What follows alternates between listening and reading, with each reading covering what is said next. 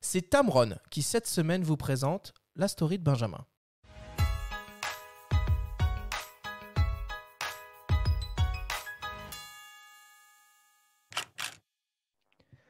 À moins d'avoir pris le départ du Vendée Globe, les probabilités de faire un tour du monde en 2020 sont plutôt minces dans le contexte sanitaire actuel.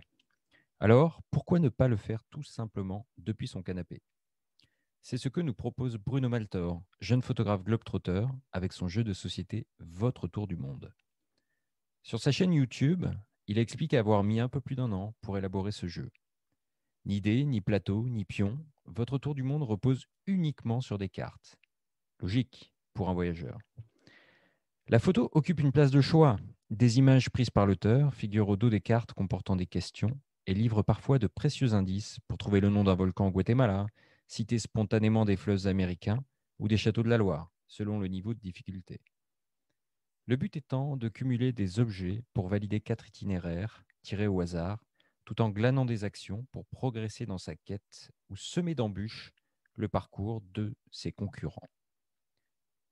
Le premier arrivé à bon port gagne la partie. Une sorte de mix entre 1000 bornes, Trivial Poursuite et les aventuriers du rail pour les connaisseurs. Les followers de Bruno Maltor, qui suivent sa casquette à la trace lors de ses trips exotiques depuis plus de 10 ans, auront un avantage certain. Mais on voyagera sereinement avec un bon bagage en culture G. On écoute le concepteur qui revient sur la jeunesse de son projet. Ça fait 6 ans que j'essaye de notamment réunir les gens dans la vraie vie parce que j'ai créé un concept de soirée qui s'appelle le verre du voyageur, qui était possible avant, avant le Covid parce que le but, c'est de se rassembler par centaines de voyageurs afin d'échanger sur une passion commune qu'est le voyage. Donc, j'ai déjà fait ça à Paris, j'ai déjà fait ça à Lyon, à Marseille, à New York, à Montréal, un peu partout autour du monde lors de mes voyages. Donc, j'aime beaucoup le digital, mais j'aime encore plus rassembler les gens dans la vraie vie quand je le peux. Et c'est vrai qu'il y a environ 1 an, on m'a proposé d'écrire un livre. Le directeur de Lonely Planet m'avait contacté, mais je voulais pas faire un bouquin juste dans le but de faire un bouquin. Pour me la raconter en soirée, c'était pas trop mon truc. Donc j'ai décidé de sortir un projet physique qui me parlait vraiment. Mais moi, il faut savoir que je suis très joueur, j'aime beaucoup les jeux de société. Je joue très souvent avec mes amis, etc. Les quelques jeux de voyage que je connais, c'est uniquement de la culture G. C'est vraiment que ça. Il n'y a pas forcément d'interaction entre les joueurs, il n'y a pas de phrases un peu marrantes, etc., etc. Donc, je me suis dit qu'il y avait peut-être quelque chose à faire, notamment évidemment autour de mes photos, parce que moi, je suis sur Instagram. J'ai la chance d'avoir plus de 300 000 abonnés sur Instagram. Donc, je me suis dit qu'il y avait peut-être quelque chose à faire autour de tout ça. Le but du jeu, c'était aussi qu'il soit facilement transportable, parce que c'est un jeu pour les voyageurs. Donc, je me dis que si jamais tu veux le prendre dans ta valise, il faut que ça soit possible. Donc, c'est qu'un jeu de cartes. Il n'y a pas de dés, il n'y a pas de plateau. Et puis, j'ai envie de dire que c'est déjà pas mal.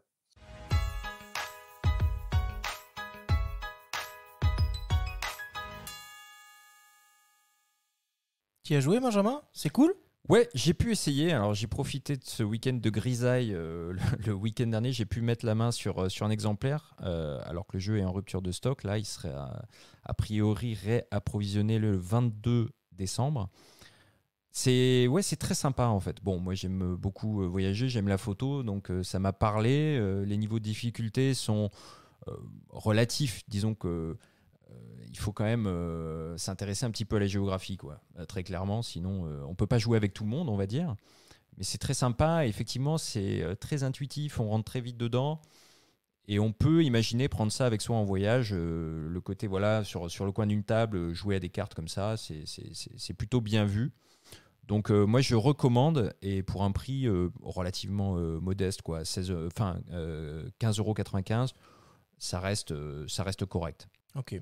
Bon, bah, c'est intéressant parce que ça montre que certains créateurs de contenu ont une démarche aussi de créer des sortes de produits dérivés autour de leur nom pour leur communauté. Et vous, c'est quelque chose à quoi vous réfléchissez Mais écoute, je suis évidemment Bruno depuis longtemps et on s'est jamais rencontrés, mais on se parle assez régulièrement. Donc moi, j'ai suivi son lancement et c'était une très très bonne idée ce qu'il a fait. J'ai pas encore vu le jeu de société, mais j'ai hâte de pouvoir le voir un jour.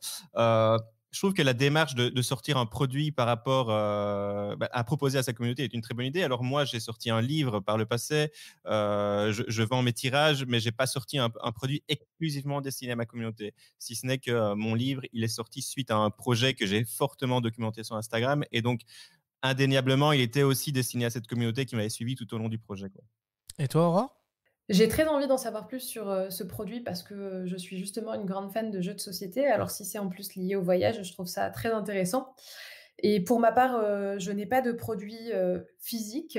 Par contre, ça me tient vraiment à cœur de sortir de l'aspect digital. Donc, je vais souvent à la rencontre de mes abonnés autrement que sur Instagram, en fait. Notamment avec un blog pour apprendre la photo et aussi quand j'organise des workshops.